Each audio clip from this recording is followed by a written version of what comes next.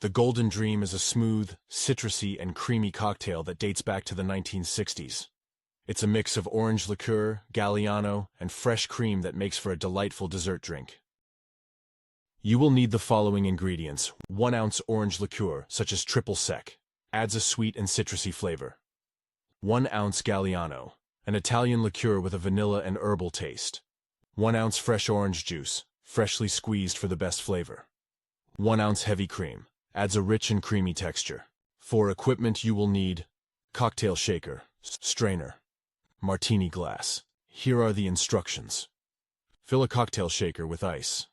Add orange liqueur, Galliano, fresh orange juice, and heavy cream to the shaker.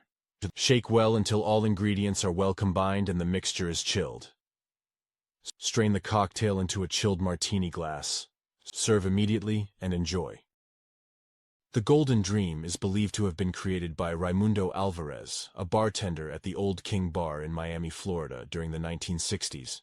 It became popular for its nostalgic and dreamlike taste, embodying the golden era of cocktails.